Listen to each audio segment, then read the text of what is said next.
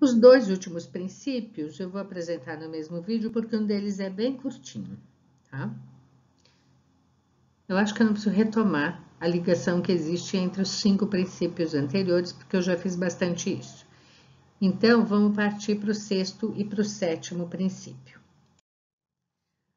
O princípio número 6 diz: estabelecer procedimentos de verificação. Quando eu orientei vocês a fazerem o trabalho de POP, eu falei que existe diferença entre monitoramento e verificação. Então, monitoramento é eu verificar a cada processo, né? Cada ponto crítico de controle, eu monitorar. Então, cada vez que o processo passa por ali, se ele está acontecendo. Na verificação, não. Estabelecer procedimentos de verificação é uma coisa mais profunda do que isso, porque, na verdade, quando eu penso em monitoramento, por exemplo, de higienização de equipamento, é visual. Quando muito eu passo dele, vejo que tem gordura e mando lavar de novo. Mas veja, aqui é uma coisa mais profunda, né? A verificação é uma aplicação de métodos, procedimentos, testes e auditorias, além do monitoramento, para que seja validado e determinado se o sistema APPCC está de acordo com os requisitos teóricos ou se necessita ser modificado ou revalidado. Então, a pergunta da verificação é: as ações planejadas estão sendo executadas? E mais importante que isso, o resultado final é adequado? Ou seja, aqui o que eu posso fazer? Eu posso ter um teste rápido para ver se tem algum tipo de contaminação química que seja de risco. Eu posso pegar fazer testes suave e mandar para análise para ver qual é a qualidade da higienização dos meus equipamentos, dos meus utensílios. Posso fazer um suave de mãos do funcionário para ter garantia de que ele está lavando a mão direito. Eu posso mandar os meus alimentos para análise, especialmente aqueles alimentos que têm maior risco, como legumes, hortaliças consumidas cruas, frutas, ou alimentos que depois de atingir 74 graus Celsius são cortados, usando placas, facas, tal, e que tem um risco maior, né? Enfim, na verificação eu vou realmente identificar se eu estou conseguindo atingir a qualidade que eu quero do ponto de vista de garantir a saúde do consumidor mesmo, com a aplicação do APPCC. E aí eu chego no princípio 7, que é estabelecer um sistema para registro de todos os controles. E eu falei lá atrás já que a gente ia ter tudo registrado, né? Então, eu tenho que estabelecer um sistema para esse registro. Então, os registros, eles vão ser fontes de informação e, além disso, eles são uma prova de que os pontos críticos de controle dentro da sua unidade estavam operando dentro dos limites críticos estabelecidos e que, quando houve desvio, os desvios foram tratados de maneira apropriada.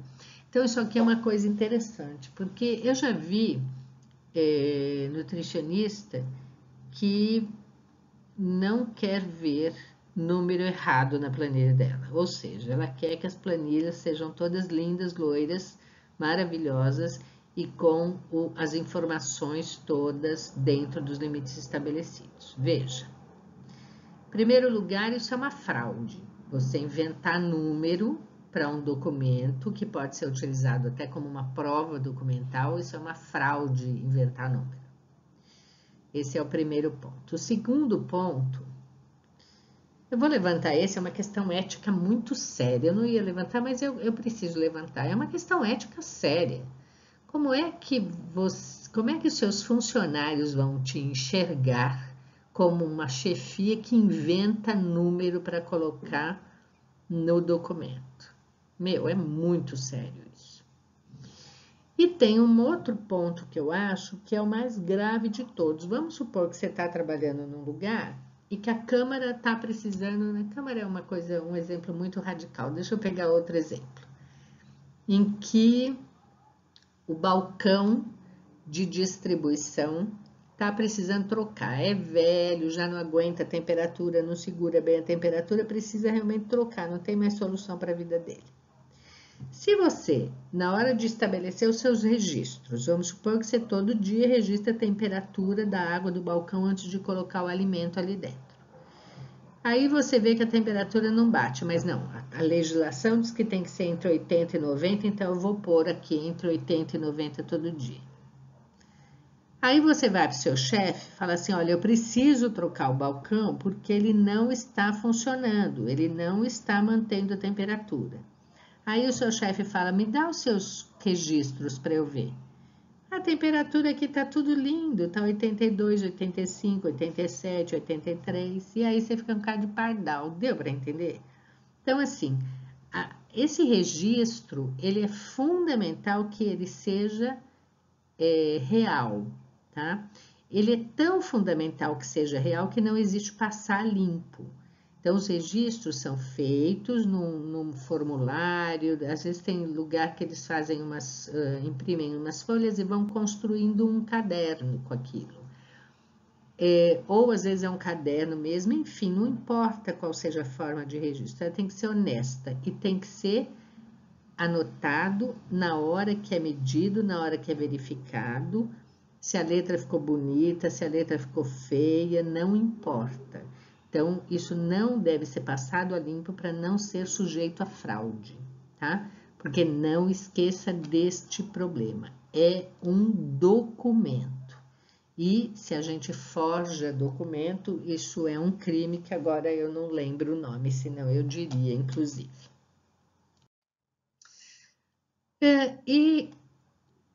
Então, como eu tinha dito, essas informações têm que ser registradas no momento da observação. E que registro falso ou registro incorreto traz descrédito ao sistema APPCC e, obviamente, descrédito, desrespeito ao profissional responsável por solicitar essas fraudes. E aqui a gente vai mostrar alguns exemplozinhos, né, de planilhas para controle de temperatura. Essa aqui é uma bem simplesinha, né? Então, tá aqui, ó. Quem é responsável pela coleta da informação, qual é o dia, qual é o produto ou equipamento de que trata essa planilha, qual é o horário, a temperatura que foi medida do equipamento ou do produto. E aqui várias horas do dia que eu posso ter tomado essa temperatura. E aqui você pode até colocar a temperatura máxima que o alimento ou equipamento deveriam estar, né? Mas isso nem é necessário que tenha na planilha. Aqui você tem também uma planilha de recebimento de produto, a gente já falou lá na aula de boas práticas, como falamos de recebimento, que é importante não, é obrigatório ter um registro de algumas informações sobre o recebimento do alimento. Então, tá aqui, quem é a pessoa responsável por fazer essa anotação, a frequência que faz é a cada recebimento de alimento, e aqui dados de data, nome do produto, tipo de alimento, se é um alimento seco ou se é um alimento refrigerado, e, portanto, aqui já vai marcar a temperatura do alimento, se as características estão adequadas, e aqui visualmente, né, ou visualmente, por odor, aqui é bem com avaliação de órgãos do sentido, se sim ou se não, aqui vai colocar X, né? Condições da embalagem, se estão adequadas, sim ou não, coloca X também, obviamente, se a resposta aqui for não, esse produto não vai ser recebido, se aqui for não, também não vai ser recebido, né? As condições do transporte estão adequadas, sim ou não, vai colocar X no que responde.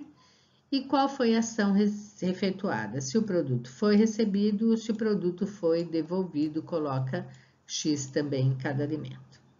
Agora, aqui também é uma planilha bem simples. As planilhas que as empresas usam são mais sofisticadas que essa, mas as informações básicas são essas aqui.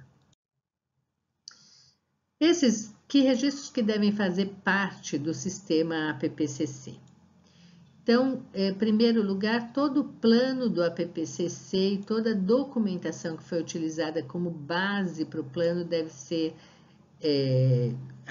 registrada e guardada, né, como um documento do APPCC. Então, esses registros são, lembra lá atrás que eu falei que a gente tem que ter um fluxo da produção de acordo com os grupos de alimentos? Então, toda essa documentação, aquela se sim ou se não, né, tudo aquilo que a gente viu, isso tudo faz parte do plano, deve ser mantido guardado. Todos os registros dos monitoramentos dos pontos críticos de controle devem fazer parte do sistema e ser armazenados. Todos os registros das ações corretivas tomadas, que estão aqui diretamente relacionados, né? E os registros das atividades de verificação, tanto atividade de verificação interna quanto externa. Como assim verificação interna quanto externa? Porque eu posso fazer, por exemplo, uma análise de alimento dentro da própria unidade que eu trabalho, como por exemplo, aquele produção de refeições para bordo, né, para os aviões. Certamente é uma empresa enorme, eu tenho quase certeza que eles têm lá dentro um laboratório para fazer essas análises sistemáticas do produto, ou posso mandar para um outro laboratório fora da empresa, então interno ou externa. Pode ser um documento de uma auditoria, então alguém que venha fazer uma auditoria em loco, ver os documentos, ver os registros, ver tudo isso, e essa pessoa pode vir de fora, pode ser uma auditoria paga por alguém de fora, né? Alguém que venha de fora para fazer, ou pode ser uma auditoria interna mesmo, que você mesmo faz na sua unidade. Um dia você pega a sua prancheta, o seu checklist, né, de fazer a sua auditoria e sai auditorando, né, para você mesmo saber como está o seu trabalho. E uma coisa importante é isso aqui, ó, registro eletrônico. É possível que a gente tenha todos esses registros que são necessários feitos de forma eletrônica? É possível, sim. Porém, se isso for feito de forma eletrônica, é uma forma muito fácil de fraudar, né? Porque você vai fazendo um papel para depois passar para o computador, tal. E é muito fácil de fraudar, é muito fácil de adulterar, inclusive criminosamente, porque você pode entrar numa planilha de alguém e você mudar todos os dados, quer dizer, então há um risco muito grande.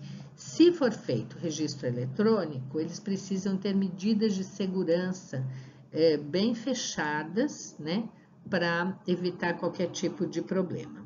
Então, como são esses registros eletrônicos com essas medidas de segurança?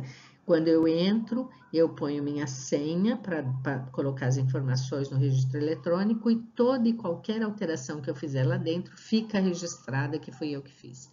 Então, isso é fundamental para a gente ter segurança de que os registros eletrônicos são decentes, né? Não são inventados.